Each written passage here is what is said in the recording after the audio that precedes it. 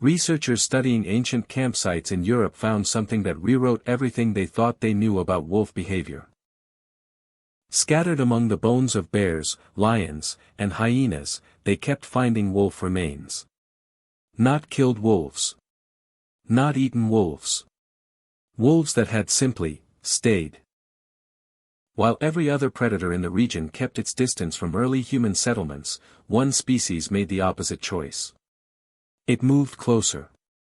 Generation after generation, it traded the safety of the pack hierarchy for proximity to the most unpredictable, tool-wielding creature on the planet. That decision changed both species permanently. What nobody has fully explained is why. Why wolves specifically? Bears were smarter about food. Big cats were faster.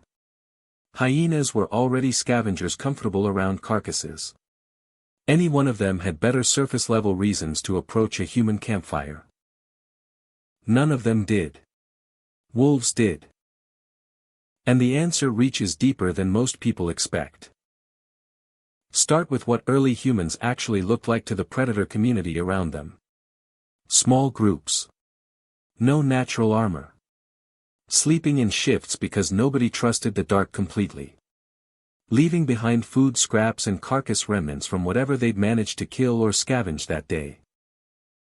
To a hyena or a lion, that's a competitor worth driving off when the opportunity arrives.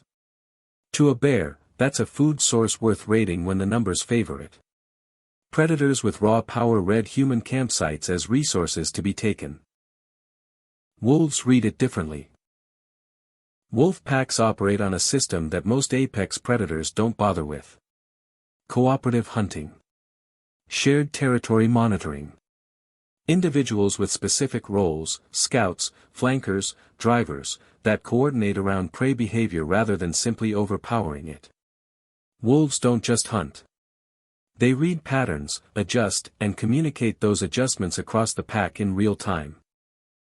When wolves observed early human groups from the tree line, they weren't just watching prey animals with fire. They were watching something that hunted cooperatively, used coordinated strategies, and held territory through social organization rather than individual physical dominance. They were watching something that operated like a wolf pack. Just built entirely differently. Here's where it gets strange. In 2021, researchers comparing wolf and dog cognition published findings that surprised the field. Wolves, not dogs, scored higher on independent problem-solving tasks. Wolves are smarter, more independent, and more capable of individual reasoning than their domesticated descendants. I split my $10,000 into two mental buckets. $7,000 was tuition, the cost of real-world education. $3,000 was the bet that structural demand might overwhelm fundamentals for a while. I wasn't trying to get rich. I was trying to get data. And what the evidence suggests they calculated was this. Humans were not competition. Humans were a complementary system. A wolf pack chasing large prey through dense forest loses the animal the moment it breaks into open ground. Early humans with throwing weapons had the opposite problem. Lethal at distance, vulnerable in close brush where a wounded animal could turn and kill. The two systems fit together like pieces that were shaped for each other without ever being designed to meet. Days 2 to 3, it drifts down to $197. I'm now down $543. The Reddit threads are full of, "I told you so." My emotional score drops from an 8 to a 5. This is the first lesson, even when you plan for volatility, it still feels bad. Day 4, a Barclays analyst initiates coverage with a $250 price target. The stock jumps 11% in a single session, closing at $219. I'm up $511. My group chat is asking if I sold. I didn't. Rule was 30 days. Days 5 to 7, choppy. $210, $215, $208. My account balance is basically doing cardio. But here's what I notice in the data, every time it dips below $205, volume spikes. Somebody is buying the dip, hard. I make a note, institutional accumulation or index rebalancing. Day 8, first lockup details leak. Turns out, early employees can start selling in tranches beginning day 90, not day 30 like some people thought. Stock jumps 6% on the news. This is lesson 2, sometimes the absence of bad news is good news. Days 9 to 10, flat.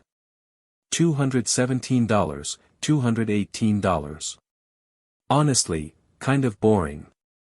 But my emotional score stabilizes at a 7. I'm not checking the app every hour anymore.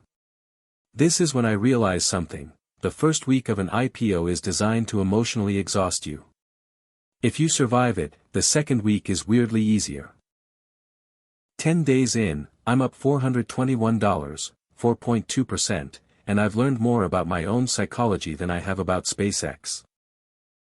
ACT 5, days 11 to 20, the hidden patterns, 8:30 to 11:30, this is where it gets interesting. Day 11, SPCX gets added to the NASDAQ 100 index. I've been waiting for this. Here's why it matters: every fund that tracks the NASDAQ 100, and there are trillions of dollars in them, has to buy SpaceX. Not because they want to. Because the rulebook says they have to. Wolves that panicked at sudden movement got driven off or killed. Wolves that held their ground calmly, that could read human body language without defaulting to aggression, that could tolerate the noise and chaos of a human settlement, those wolves stayed. They ate. They reproduced. Their offspring inherited the same tolerance thresholds. Then those offspring were born into slightly closer proximity to humans than their parents. And the gap kept closing, generation by generation, not because humans selected for it deliberately, but because the environment of the human camp selected against every wolf that couldn't manage it. What emerged wasn't tamed. It was self-selected. The wolves chose the arrangement first. Humans just didn't drive them away. There's a feedback loop underneath all of this that's easy to miss. As wolves moved closer, humans who tolerated them gained a measurable survival advantage. Camps with wolves nearby were harder to approach silently. Wolves alerted before human sentries woke. Hunts that included wolf packs covered more ground and drove prey more efficiently. Human groups that drove wolves away lost those advantages. Groups that allowed proximity kept them. Over thousands of years, tolerance toward wolves became quietly selected for in human populations too. Both species were shaping each other without either one understanding the mechanism.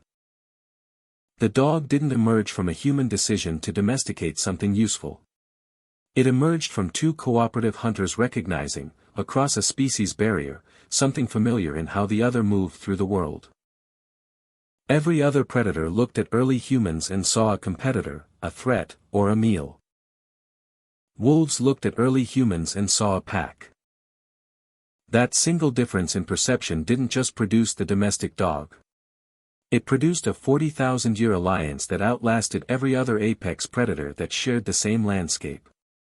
The bears are gone from most of Europe. The cave lions vanished. The hyenas retreated. The wolves that chose to stay are still here. Sleeping at the foot of your bed. Maybe the most remarkable thing evolution ever produced wasn't the wolf's speed or the human's thumb. It was the moment two apex predators looked across a dying fire at each other and neither one looked away.